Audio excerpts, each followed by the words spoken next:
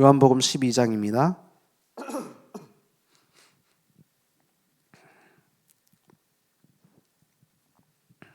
1절에서 11절. 6월절 엿새 전에 예수께서 베다니에 이르시니 이곳은 예수께서 죽은 자 가운데서 살리신 나사로가 있는 곳이라. 거기서 예수를 위하여 잔치할세 마르다는 일을 하고 나사로는 예수와 함께 앉은 자 중에 있더라. 마리아는 지극히 비싼 향유 곧 순전한 나드 한 근을 가져다가 예수의 발에 붓고 자기 머리털로 그의 발을 닦으니 향유 냄새가 집에 가득하더라. 제자 중 하나로서 예수를 잡아줄 가룟 유다가 말하되 이 향유를 어찌하여 300데나리온에 팔아 가난한 자들에게 주지 아니하였느냐 하니. 이렇게 말함은 가난한 자들을 생각함이 아니요 그는 도둑이라 돈계를 막고 거기 넣는 것을 훔쳐감이러라. 예수께서 이르시되 그를 가만두어 나의 장례할 날을 위하여 그것을 간직하게 하라.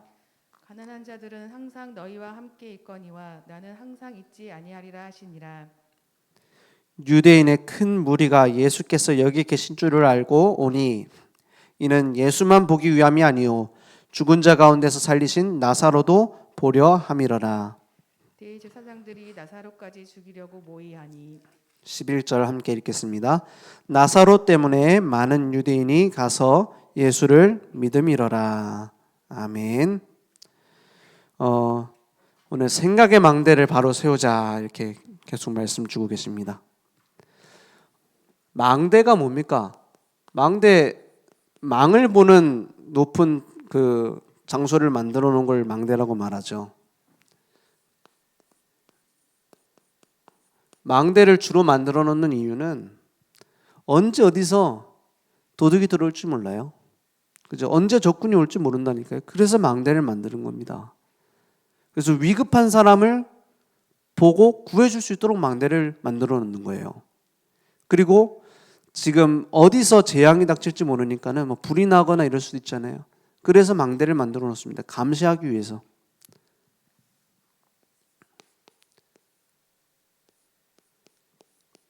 근데 어떤 망대를 세워야 되냐? 생각의 망대를 바로 세우라 했어요. 생각의 망대. 왜냐? 틀린 생각이 들어와서 언제 차지할지 몰라요. 복음 아닌 다른 것이 들어와서 언제 자리를 차지할지 모른다니까요. 그래서 우리는 늘 기억해야 됩니다. 우리에게 복음의 바톤이 전달되어졌다는 걸 기억해야 돼요. 시대마다 이 복음의 바톤을 전달하는 자 중심으로 하나님은 모든 응답을 하셨어요. 이 복음의 바톤이 전달되어지지 않으면 어떻게 되죠? 재앙 시대가 되어버렸어요. 이어달리기 하는데 단체전을 하는데 아무리 빨리 달려도 바톤 제대로 주고받지 못하면은 아무 소용 없습니다. 1등으로 돌아도 세계 신기록을 세워도 아무 의미 없어요. 그죠? 뭐가 전달돼야 되죠? 사람이 아니라 바톤입니다. 하나님도 마찬가지입니다. 우리의 인격과 능력이 아닌 복음이라는 이 바톤이 전달되어져야 사는 겁니다. 그래서 시대마다 계속 반복되어졌어요. 복음이 회복되어지지 않으면 안 되는 재앙 시대가 딱 닥친 겁니다. 그래서 7 재앙이 닥쳤다고 하죠, 성경에. 그 7 재앙이 딱 맞도록 누굴 불렀어요? 남은 자, 렘넌트를 부른 겁니다. 그죠? 늘 시대마다 했어요. 요셉, 모세, 다윗, 사무엘 이런 사람들 불렀다니까요. 왜냐? 재앙이 닥치니까요. 그래서 렘넌트들을 통해서 뭐가 회복되죠? 복음이 회복되어졌어요. 이 복음 회복할 사람이 렘넌트입니다. 누구든지. 우리 교회 다녀야지만 렘넌트도 아니고 복음 회복할 사람이 렘넌트예요. 그런데 중요한 것은 복음을 회복하니까 뭐가 와요? 응답이 딱 오는 겁니다. 응답이 오니까 많은 사람들이 보고 인정한 겁니다. 하나님이 살아계셨구나. 야, 요셉 보니까 하나님이 진짜 계시네.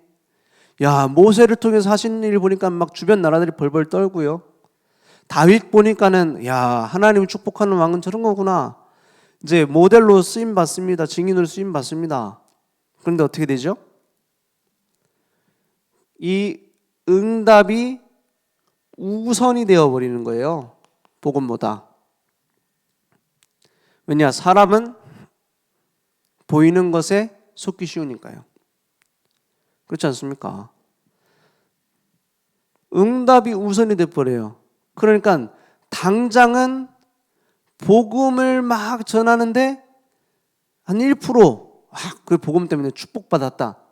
이렇게 얘기를 했다면은 듣는 사람은 뭐 들어요? 축복 이렇게 듣는 겁니다. 축복받기 위해서 복음해야 되는구나. 복음을 회복했더니 하나님 축복했다. 이 말과 축복받으려면 복음 회복해야 된다. 이거랑 천지 차이입니다. 작은 차이 같죠? 다음 세대가 되고 그 다음 세대가 되면 복음 없어져 버렸어요. 딱 3, 4대 가면은 끝났어요. 그랬다니까요. 그리고 어느 정도였냐? 초대교회에 베드로, 바울 이런 전도자들이 한참 세계복음을 하고 있는데도 교회 안에서 뭐 하고 있어요? 예루살렘 교회 안에서는 싹 복음을 갉아먹는 메시지들이 가득 차 있었다니까요. 그 복음을 갉아먹는 메시지가 뭐예요? 예수 믿어서 구원받는다 맞다. 근데 믿는지 안 믿는지는 하는 행실을 보면 안다. 이 메시지를 하기 시작했어요. 맞는 말이죠. 근데 다음 세대가 되니까 어떻게 돼요? 야, 우리 복음은 다 갖고 있으니까 좀 똑바로 된 인간을 목사를 세우자. 이런 식으로 나온 거예요. 그죠? 그러니까는 한 세대 지나면서 복음이 턱 절반으로 줄어들어요. 그 다음 세대 되니까는 거의 뭐 1%밖에 안 남아요. 그러니까 그 사도들에게서 12사도가 세워졌잖아요. 예수님이 직접 세우셨잖아요. 나중에 이제 바울도 사도로 인정되어졌잖아요. 그런 사도, 그 사도에게 직접 훈련받은 사람을 속사도라고 합니다. 속사도. 그 속사도에게서 배운 사람들을 보고 교부라고 해요. 교부 시대 때 이미 복음 사라졌습니다. 뭐 국교로 인정되어졌다, 뭐 이미 그때는 섞여 버렸어요, 다. 뒤섞였어요. 오히려 주류는 뭐였냐? 예수 잘 믿어야 된다. 잘 믿는 게 뭐냐? 봐봐라, 제 신앙 바르게 보이지 않느냐? 이런 식이라. 그죠? 그러니까는 초대교회 이후로 중세교회 얼마나 걸렸는지 아십니까? 200년도 안 걸렸어요. 복음이 완전히 사라지는데 200년도 안 걸렸다니까요. 완전히 사라지는데. 그러니까는 어떻게 됐습니까? 나중에는 거의 뭐 다른 종교랑 똑같아져 버렸어요. 그래서 기둥 위에 성자라고 있어요.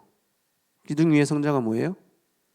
완전 기둥도 아니고 무슨 이렇게 탑처럼 망대를 만들어 놨더라고요. 망대 같은 걸. 그 위에서 먹고 자는 거예요. 그리고 정말 조금 줘요. 먹을 걸. 정말 안 죽을 만큼, 딱 안 죽을 만큼만 주더라고요. 야, 그 다이어트 저절로 되겠던데. 우리도 그런 다이어트를 한번 해봐야 되나 봐. 탑에다 가둬놓고 교회 옥상에다 가둬놓고 빵 조금 줘. 그 진짜 안 죽을 만큼 딱 간신히 주고 일부러 몸에다 기생충을 심어요. 간지러우라고. 그러면서 뭐라 그래요? 예수님이 당한 고난을 나도 당한다. 고행을 해요. 그리고 안 씻어요. 안 씻어요. 그 당시 이제 그 인식이 그랬어요. 안 씻으면은 뭔가 그 거룩한 게 사라진다. 약간 이런 식으로 생각을 했나 봐요. 그래갖고 안 씻고 기생충 심고 그 냄새가 얼마나 나겠습니까? 그리고 막 거기서 기도하고 있는 거예요, 혼자. 그걸 구경하려고 많은 사람들이 와요. 지금도 유튜브에 기둥 위에 성자 치면은 시므온 이런 사람들 나옵니다. 그걸 보고 따라하는 사람들 많았어요. 그걸 보고 뭐라고 하죠? 종교 망대라고 그래요. 재앙의 망대입니다, 그게. 자기는 재앙인 줄 모르고 자기는 하나님을 잘 섬기는 건 줄 알면서 어떻게 돼요? 응답이 우선되어져 버리니까는 행위 우선이에요. 그러니까 결국에는 뭐죠? 내 노력과 내 의가 드러나기 시작하는 거예요. 그러니까 어떻게 됩니까? 당장 복음이 없어지는 재앙 시대 속으로 딱 암흑 시대로 갑니다. 그러면 또 렘넌트를 불러서 또 회복시키고요. 또 복음 회복할 사람 통해서 또 회복시키고요. 또 응답받고요. 그러니까 응답받으니까 그거 보고 눈물 나갖고 막 다 몰려가지고 어디로 가요? 또 재앙시대로 가고요. 이걸 7번 반복한 걸 기록한 게 성경입니다. 그죠? 이게 계속 반복되어져서 심각한 문제와 전쟁과 말도 안 되는 몰상식이 지배되어진 게 중세시대와 지금 현대까지의 교회사입니다. 이거 반복이에요. 그죠? 여기에 대한 흐름을 봐야 돼요. 그러면 뭐만 조심하면 되죠? 우리는 응답 받을 거기 때문에 응답에 한눈 팔지 않으면 돼요. 그죠? 복음의 올바른 가치관이 전달되지 않으면 또 반드시 재앙이 옵니다. 이걸 하겠다라는 게 렘넌트 운동이다 이 말이에요. 그 렘넌트들을 어떻게 해요? 세우기 위하여 다민족의 복음 회복할 사람들을 불러 모은 게 RU입니다. 우리나라에서 이런 복음 회복할 전도자들을 키우는 게 RTS고 세계 다민족들 살릴 수 있도록 다민족 중에는 이제 목사 안수도 안 받고 그냥 목사하는 사람도 있고 신학교 안 나오고 목사하는 사람도 있고 이런 사람들 불러서 이 흐름을 전달하고 렘넌트가 무엇인지 올바른 복음을 전달하는 것이 RU입니다. 그죠? 그러면 전 세계에서 가장 중요한 학교가 RU 아닙니까? 그렇지 않아요? 237 나라 진짜 살리려고 보면 RU보다 소중한 게 없어요. 가짜로 하려고 보면은 또 거기까지 미국까지 가냐 이러잖아요. 예전에 어떤 시골에 복음 전하러 갔는데 거기 노인정에 그 지역에 있는 교회 장로님인가 봐요. 그 장로님이 무슨 얘기를 하느냐? 얼마 전에 우리가 교회를 크게 건축했다. 그런 거 같더라고요. 교회 멋있게 지어놨더라고요. 시골인데도. 그래, 뭐라고 얘기냐? 내가 장로인데 얼마 전에 그 교회를 건축해가지고 지금 돈이 없어가지고 우리 선교하던 거 다 끊었다 이러는 거예요. 목사님이 해야 된다고 하는데 내가 하지 말자고 해가지고 다 그만뒀다.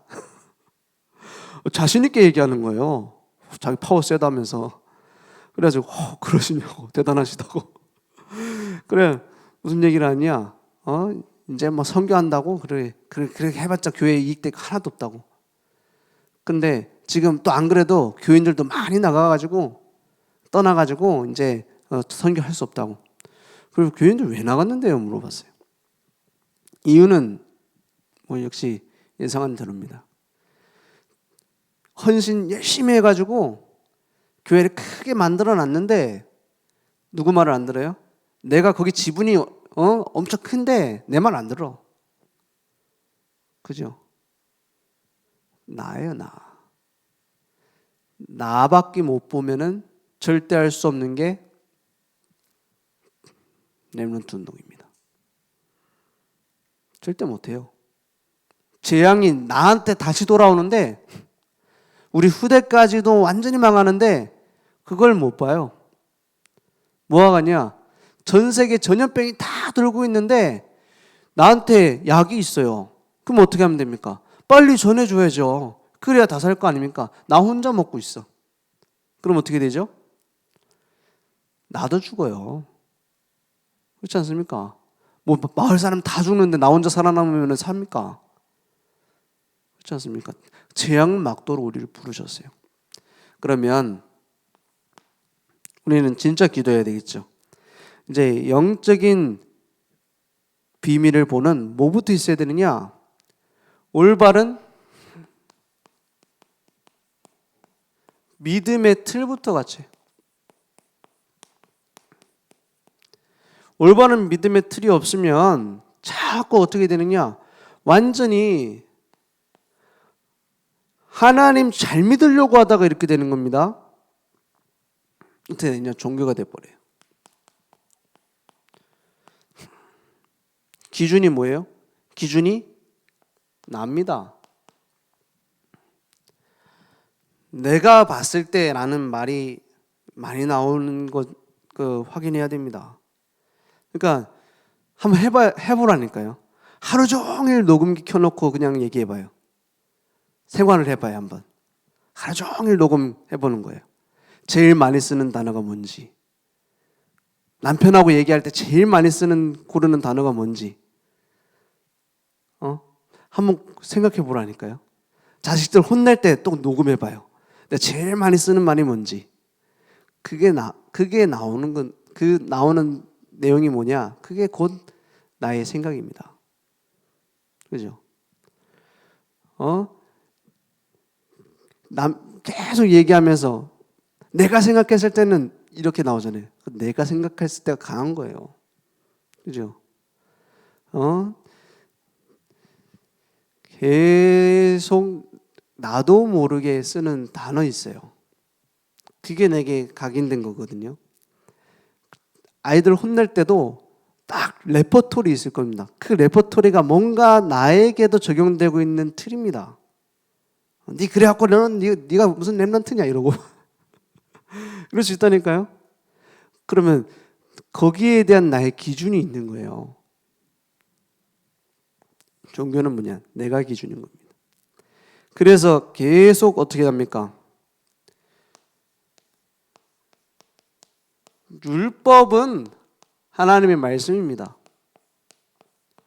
율법주의는 하나님 말씀대로 살아야 된다라고 얘기하는 게 아닙니다. 율법주의는 뭐예요? 하나님의 말씀대로 못 사는 넌 죽어야 돼 이겁니다. 나는이 안 들어가요. 율법주의 뭡니까? 이게 틀렸고 저게 틀렸고 막 찾아내는 거예요. 율법은 지키면 지킬수록 좋아요, 나빠요? 잘 지키면 잘 지킬수록 좋은 게 율법입니다. 그렇잖아요. 건강해져요, 율법 잘 지키면은. 그리고 뭔가 사람도 깨끗해져요, 율법 잘 지키면은. 그런데 율법 안 지키는 그 상태를 하나님은 지적하시기 위해서 율법 주신 겁니다. 그죠? 진단을 위해서 율법을 얘기하는 거예요. 왜냐? 너는 스스로 의로워질 수 없으니 내게로 와야 돼를 얘기하기 위해서 율법을 얘기하는 거예요, 하나님은. 근데 너는 스스로 완전해질 수 없어. 그러니까 넌 죽어야 돼. 이게 율법주의입니다. 그럼 결국엔 누구도 죽어야 돼요? 나도 죽어야 돼요. 율법주의로 딱 보면은, 율법의 눈으로 보면은 제일 죽여야 될 인간이 나예요. 근데 나는 안 보잖아요. 그럼 죽으면 안 되니까. 다른 인간만 자꾸 보는 거예요. 그럼 나중에는 어떻게 됩니까? 앞만 봐도 하나님 안 계신 것 같거든요. 그래서 체험하려고 하는 거예요. 신비주의입니다. 하나님은 신비하신 분이시고 지금도 세밀하게 모든 걸 움직이고 계십니다. 우리의 발걸음 1분 1초도 놓치지 않고 하나님이 세밀하게 인도해 가시고 역사하고 계십니다. 성령으로 지금 인도하고 계세요. 하나님 자체가 신비고 그리스도 십자가와 부활 자체가 신비인데 신비주의는 뭘 얘기하는 겁니까? 영적인 걸 자꾸 어떻게 해요? 육신적 체험을 하려고 하는 거예요. 육신적 체험. 영적인 걸 자꾸 육신으로 가지고 와요. 막 못 느끼려고, 하나님 보려고, 하나님 목소리 들으려고. 이게 잘 믿는 것처럼 보이죠? 잘 믿는 것처럼 보이죠? 이게 꼭 뭐가 같냐면은 어린 아이 신앙하고 똑같아요. 어린 아이처럼 믿어야 된다라고 예수님이 얘기했잖아요. 그런 거 말고 뭐가 같냐? 아기가 태어나가지고 처음에는 엄마인지 아빠인지도 몰라요. 그러다가 몇 달 지나면은 이제 이 사람이 나를 키워주는 엄마라 이제 깨닫게 되죠. 이제 얼마 지나면. 그러다가 엄마가 딱 사라졌어. 그럼 울죠. 왜요? 아이는 뇌 속에 눈에 안 보이면 없는 줄 안대요. 그러니까 엄마가 사라진 거라. 아예 존재가 없어진 거예요. 눈앞에서 안 보이면. 그러니까 우는 겁니다. 그래서 엄마가 탁 나타나면 막 까르르 웃죠, 막. 그래갖고 얼굴 가리면 까꿍하면은 뒤에 손으로 가리면 없어진 줄 알고 막 어디 같이 찾다가 까꿍하면은 막 엄마가 생겼다 이러면서 막 하잖아요. 꼭 그 정도 신앙생활이에요. 신비주의. 뭔가 보여줘야 돼. 체험되어야지만 돼. 그래서 뭔가 막 점점 자극을 줘야 되는 거예요. 이게 뭐가 같냐면 마약하고 똑같습니다. 한 번 자극 주면 다음에는 더 세게 와야 돼요. 그 다음엔 더 세게 약합니다. 그 다음엔 더 강한 약이 필요해요. 신비주의 무서운 거예요. 그래갖고 계속 하나님이 원하시는 것과는 관계없는 방향으로 자꾸 믿으려고 해요. 신비주의. 그러니까 막 체험했다잖아요. 교회 안에서도 자기 마음대로 하는 사람이 있을 수 있습니다. 자기 마음대로 하는 사람의 특징, 신비주의 하는 경우가 굉장히 많아요. 목사 말도 안 들어. 누가 뭐 당회에서 얘기했다 해도 안 들어. 이게 하나님 뜻이다 하면서 막 밀어붙여요. 왜? 그럴 수밖에 없어요. 자기는 들었거든. 그죠? 하나님이 왼쪽으로 가라. 오른쪽으로 가라. 이걸 들었거든, 자기는. 그러니까는 아무 말도 안 듣는 거예요. 이단에 빠진 사람들, JMS, 신천지 이런 데 빠진 사람들은요, 초보자는 잘 몰라요. 진짜 빠져서 돌이킬 수 없는 사람들 있죠? 다 신비체험입니다. 다 신비체험이에요. JMS 정명석이가 얘기하는 그대로 성취되거든요. 막 내 과거를 알아맞추거든요. 막 답을 주거든요. 막 체험시키거든요. 그러니까 못 빠져나오는 거예요. 무서운 겁니다. 그러니까는 이런 거 다 해보는데 내게 안 맞는 사람이 있거든요. 잘 믿어보려고 했어. 지켜보려고 했어요. 체험해보고 싶었어요. 그런데 잘 안 돼. 이런 사람들은 또 어디로 가는 줄 압니까? 또 일로 갑니다. 인본주의로 갑니다. 이건 믿는 것도 아닙니다. 이거는 막 교회 사람 만나러 가요. 그냥 우리 교회 우리가 세우자 이런 식이라. 내가 잘하면 되지. 이런 식으로 갑니다. 또 뭐도 있습니까? 이런 사람 되게 많아요. 가난한 사람 보면은 막 울고요. 울 수 있죠. 안타까우니까. 근데 그게 예수님의 마음이다 하면서 자꾸 예수님의 마음 얘기하면서 예수님 마음을 알려고 하진 않아. 그죠? 예수님의 마음 제일 많이 얘기하는 게 박애주의예요. 근데 예수님이 어떤 마음인지는 생각을 안 해요. 한마디로 성경에서 예수님이 진짜로 뭐라고 했는지 발견하려고는 안 해요. 예레미야나 선지자 중에 하나, 그게 아니라 예수는 그리스도라고 말하는데 그 말을 듣지 않아요. 그러면서 제일 많이 얘기해요. 예수님의 마음 가지고. 예수님이 어떤 마음이셨을지 압니까? 예수님은 죄 없으신 분입니다. 그걸 이해합니까? 그런 죄 없는 분이 나를 위해서 십자가에 죽으셨어요. 그것도 제자의 손에 팔려서 3년 동안 함께한 제자의 손에 팔려서. 다른 제자 다 도망갔어요. 그 마음을 이해한다고요? 우리는 예수님 이해 못합니다. 예수님은 가난한 자를 위해서 오셨다. 이 말씀은 부자를 무시하는 말이 아닙니다. 다 가난해요. 다 없어요. 영적 거지예요. 육신적으로 다 해석을 했어요. 그래서 박애주의입니다. 이런 사람들 특징,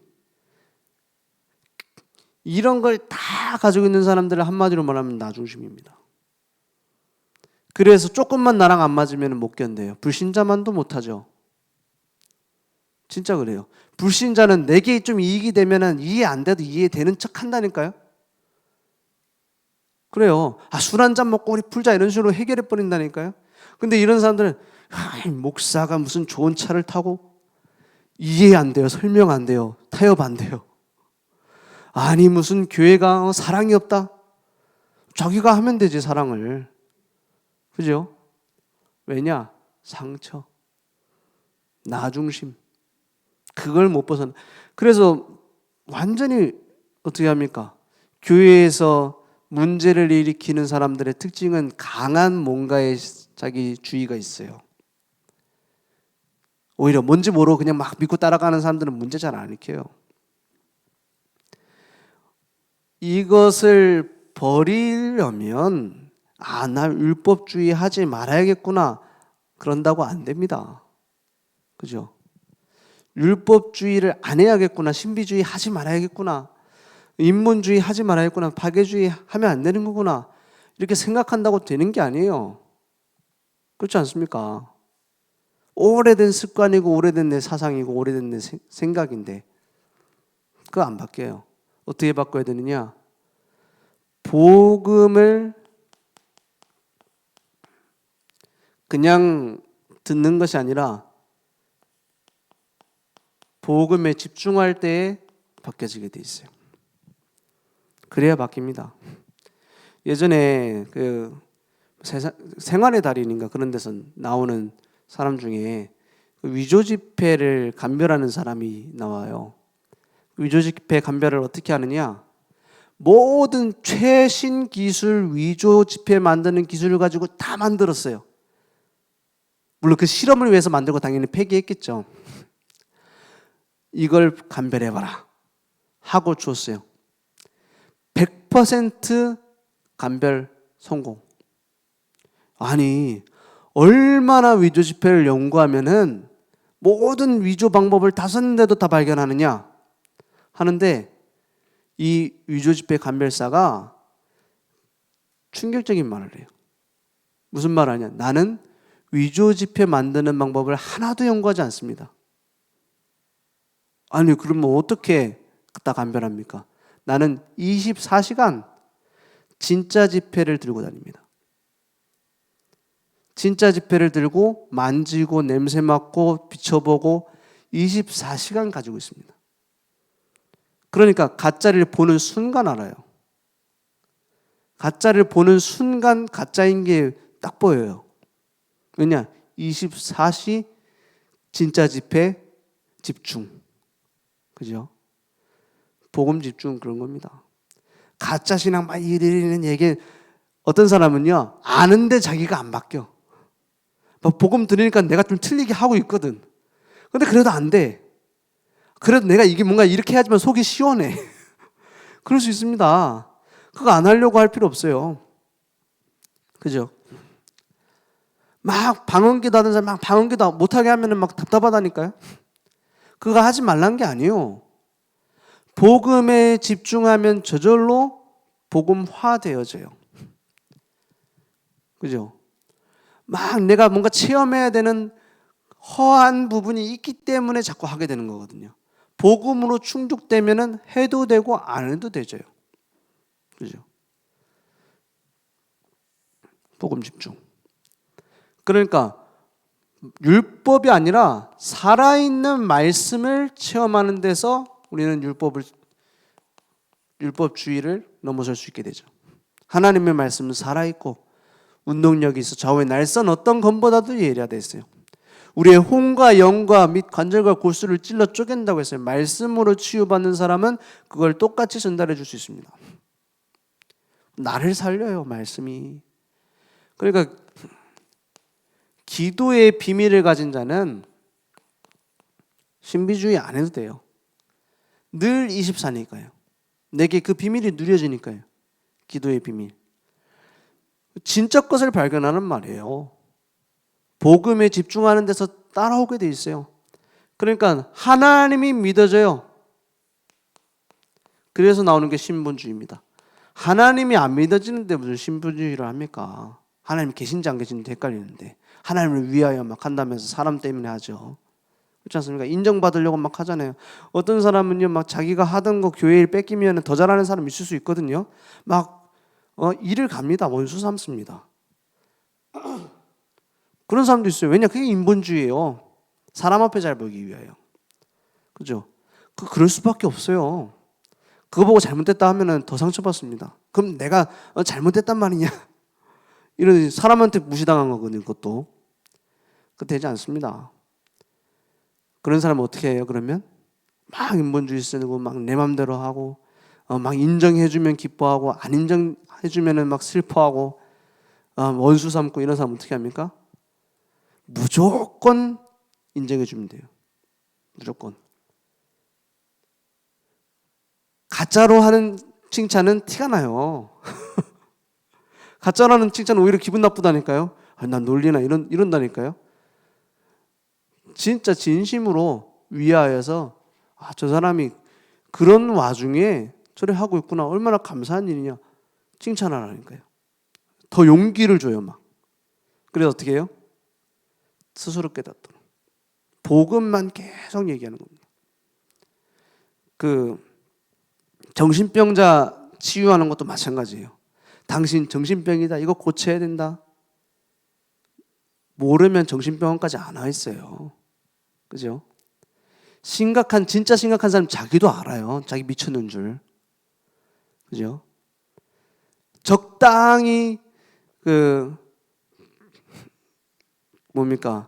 회복된다기보다는 잠깐 정신 돌아올 때 자기도 알아요. 내가 미쳤구나. 그러다가 진짜로 완전히 미친 사람은 자기 미쳤는 줄 모릅니다. 그건 이미 늦은 거고. 그런 사람에게 뭘 전달해 줘야 돼요? 당신 미쳤습니다가 아니라 진짜 복음이 뭔지 먼저 전달해야 돼요. 그리고 그 미칠 수밖에 없었던 그 과거 있거든요. 그걸 이렇게 치유해 주는 겁니다. 말씀, 기도, 진짜 믿음. 그러니까 여기서 뭐가 나오느냐? 그리스도 안에 나오는 색깔이 나와요. 어떤 색깔을 말하죠? 믿음,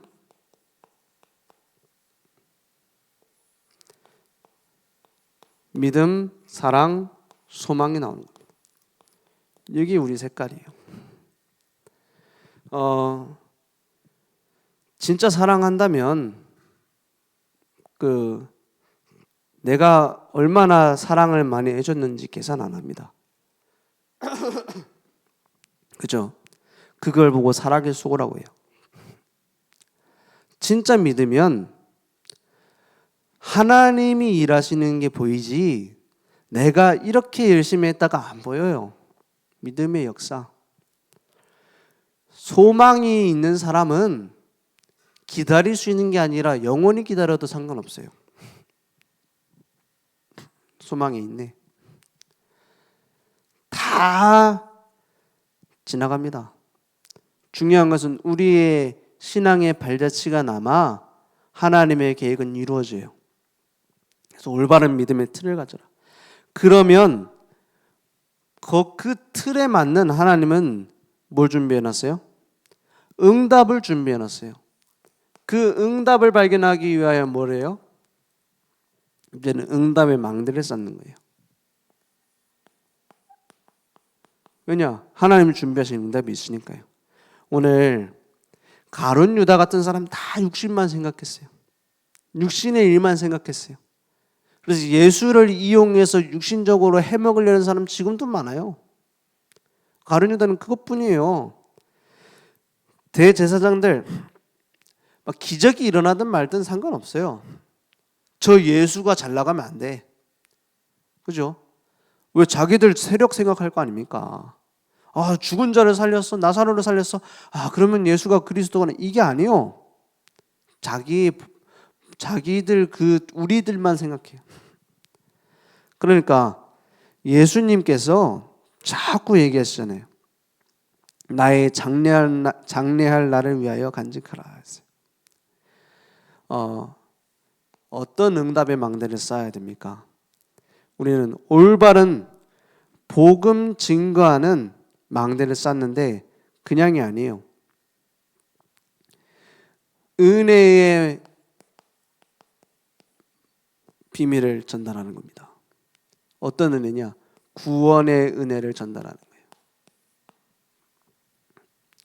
언제든지 나를 살리는 것은 구원의 은혜입니다. 우리가 어떻게 완전한 존재가 되겠습니까? 그렇잖아요. 어떻게 사실은 정확하게 말하면 우리는 지옥 체질인 게 맞아요. 지옥 가야 될 체질인 게 맞아요. 그럴 때마다 우리를 누가 살립니까? 은혜가 살려요. 누구 은혜가? 그리스도의 은혜가 우리를 살리는 거예요. 언제든지 그걸 발견하게 되는 거예요. 그러면 어떻게 됩니까? 우리의 생각은 그때부터 치유되어지는 거예요. 치유의 망대, 구원의 망대, 치유의 망대. 하나님이 만들어 가시는 거예요. 치유가 뭐가 치유입니까? 문제가 아무것도 안 남아있으면 치유입니까? 아니요. 진짜 치유는 그리스도가 그 문제를 짊어지는 게 치유입니다. 그분께 맡기는 게 치유입니다. 하나님 다 책임지게 돼 있어요. 얼마 전에 좀 어이없는 일이 있었어요. 무슨 일이 있었냐? 우리 장모님하고 그 장인어른 그 이야기를 어떤 잘 모르는 목사님이 설교 중에 얘기를 하는 거예요. 그러면서 막 스토리를 자기 마음대로 지어내더라고요. 그래갖고 그 이름 얘기 안 하면 모를 건데 지역에다가 이름에다 직업까지 그대로 갖다가 까놓고 얘기를 하는 거예요. 조회수가 많지는 않은데 누가 전달해줘갖고 받았어요. 그 친척이. 그래갖고 이거 지금 소송 걸어야 되냐 안 걸어야 되냐 뭐 이런 얘기를 하더라고요. 그리고 뭐 완전 처음부터 끝까지 맞는 거는 별로 없어. 자기 마음대로 막 지어낸 거예요. 그것도 그 교회 개척할 때 잠깐 와가지고 뭐 목회한 것도 아니고 그런데 그런 분이 뭐 자기가 1년 동안 목회를 했고 뭐 이런 식으로 막 지어서 말을 하는 거예요. 뭡니까? 좋은 일을 위해서 한 거겠죠. 근데 그 얘기를 쭉 들으면서 야, 이 목사 사기꾼이 많구나. 속으로 생각이 그렇게 들더라니까 저도.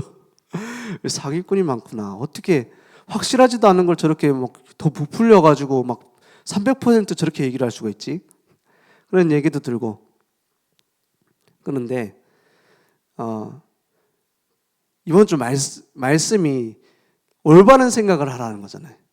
그러면 하나님이 저 목사의 입을 영원히 막을 수도 있는 건데 그렇잖아요. 왜 우리에게 이런 메시지가 전달되었을까 이런 생각을 했어요. 지나온 일들을 쭉 돌아본 겁니다. 그렇잖아요. 생각해 보니까 맞아요. 하나님은 완전한 주권 속에서 우리에게 은혜를 주셔서 지금까지 이루어 오셨구나. 그죠? 그 모든 퍼즐 중에 하나라도 안 맞았으면 어떻게 돼요? 하나라도 안 맞았으면 저기 원수의 삶은 없잖아요. 그럴 거 아닙니까? 그 하나님이 만들어갈 모든 과정 속에서 그러면 우리 후대들도 없을 거 아닙니까? 그럼 하나님이 100% 실수하지 않고 지금까지 만들어 왔잖아요. 0.1초도 놓치지 않고 하나님은 모든 걸 만들어 오셨잖아요. 그 은혜가 딱 제 마음속에 들어오더라고요. 아, 그렇지. 그 틀린 그 설교도 듣는 귀가 바르면 바르게 들립니다. 이런 생각이 또 들리더라고요. 아, 그렇지. 내가 뭘 깨달아야 되는 거냐. 그렇지 않습니까? 예전에 제 군대 갔을 때 유 목사님이 그런 얘기를 했었어요. 그 붙잡고 갔던 말씀 중에 하나가 목사가 만화책을 읽지 않는 이상에는 하나님 말씀을 그 속에서 붙잡아야 된다. 그렇게 얘기를 하셨어요. 그래서 나도 군대 뭐 내 마음대로 교회 못 가잖아요. 아무리 이상한 소리를 해도 내가 하나님 음성 들어야겠다. 그런데 그렇게 쉽지 않은 거예요. 본문 말씀 읽어놓고 막 딴소리 하는데 어느 정도냐? 딴소리하다 끝나. 말씀 얘기는 전혀 없어. 그냥 책 읽은 얘기하다 그냥 책 읽은 감상하고 그냥 끝나는 거예요, 메시지. 그러니까는 이걸 어떻게 설교를 내가 붙잡고 응답받느냐 하는 거예요. 그게 내 틀린 생각이에요. 바른 생각 바꾸면은요, 응답은 무궁무진합니다. 그 설교 내용 중에 한 번도 말한 적이 없어요. 그리스도. 그러면 내가 말하면 되겠는 거 아닌가? 제가 붙잡은 말씀이었어요. 그렇지 않습니까? 한 번도 그리스도 얘기하지 않는 설교를 듣고 나는 그리스도를 은혜 받았다니까요. 맞잖아요. 내가 전하면 되겠다라는 생각이 들었어요. 그러니까 하나님이 전도의 문을 열어요. 말도 안 되게 문을 열어요. 이해 안 되게. 나중에 새가족 교육을 제가 했다니까요. 그때 일병이었는데 쫄다고 했는데 교회 간신히 나가고 막 눈치 보면서 교회 갈 텐데 새가족 만나고 뭐 얘기합니까? 그리스도. 보세요. 하나님은 정확합니다.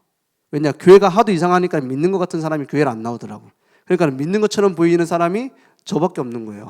나보고 하라더라고. 그렇습니다. 얼마나 안 믿는지. 그렇지 않습니까? 하나님은 실수 안 합니다. 한 번도. 저는 그게 치유라고 생각합니다. 크로스비가 눈 떠진 것이 치유 아닙니다. 난 눈 안 떠지는 게 더 낫다. 진짜로 고백했어요. 왜냐, 난 처음 눈 떠서 보는 것이 하나님이면 좋겠다. 세상 거 별로 볼 거 없다. 그리고 하나님을 찬양하면서 많은 사람 치유했어요. 그렇지 않습니까? 크로스비가 찬양 집회하면은 눈 안 보이던 사람 눈 뜨고요. 안진뱅이가 일어나서 목발 버리고요. 휠체어 버리고. 그게 몇 트럭 나왔대요. 근데 자기 눈은 안 떠져. 진짜 치유는 크로스비가 받았어요. 그렇지 않습니까? 아무 문제 없습니다. 치유의 망대를 쌓아요. 구원의 망대, 치유의 망대. 이제는 어떤 망대를 쌓습니까? 우리는 완전한 은혜를 받았고 치유받는 그 속에서 이제는 말씀의 망대를 쌓는 겁니다. 말씀이 아니라 말씀 운동의 망대를 쌓아요. 말씀 운동의 망대. 말씀 운동이 뭡니까? 말씀이 생명으로 전달되는 게 말씀 운동이에요. 그 생명력으로 살리는 게 말씀 운동입니다. 내가 가가지고 막 은혜되는 간증을 많이 해갖고 사람 변화시키는 게 아니라 그냥 하나님의 말씀 성경이 들어왔는데 살리는 거예요. 말씀 운동. 심지어는 말씀 안 믿는 사람이 가도 말씀이 전달되면 살리잖아요. 말씀 전하기 싫습니다 이런 사람이 가도 말씀이 제대로 전달되면 살린다니까요. 그 얘가 누굽니까? 요나 같은 사람. 나는 저기 절대 안 갑니다. 니네 안 갑니다. 말씀 전하면 저 사람들 다 살아날 거 아닙니까? 나는 저기 안 갑니다. 근데 가서 말씀 전하니까는 다 회개하잖아요. 그럼 그만큼 안 가는 거예요, 우리가. 그렇지 않습니까? 그래서 오히려 바른 중심으로 하면 얼마나 하나님이 준비해 놨겠어요. 기도운동. 기도운동은 단순히 내가 기도를 잘한다 이것도 아닙니다. 진짜 하나님의 약속을 붙잡고 기도하는 거예요.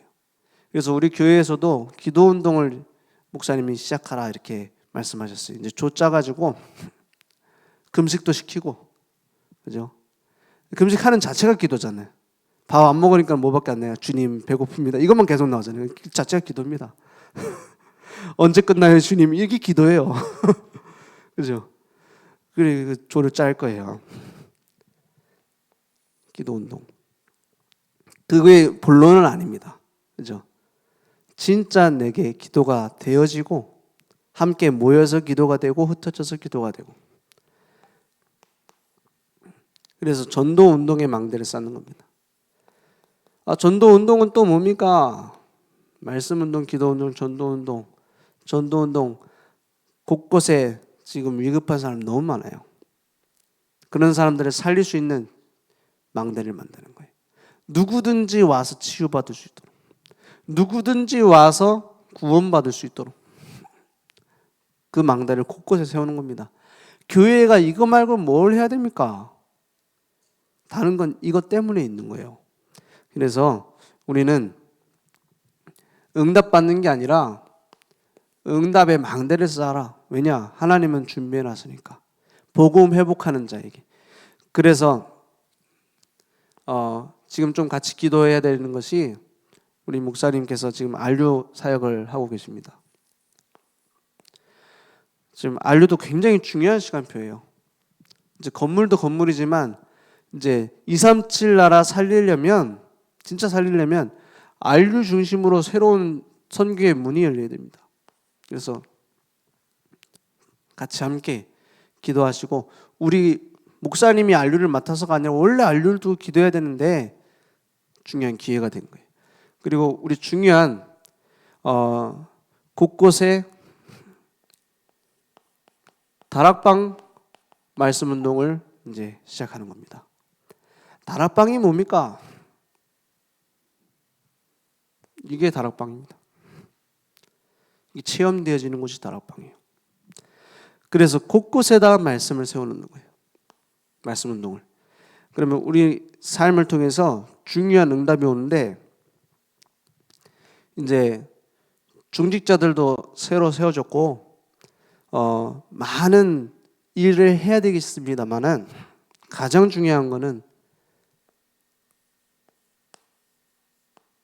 기도입니다. 가장 중요한 게 기도라는 말을 진짜로 확인해야 돼요.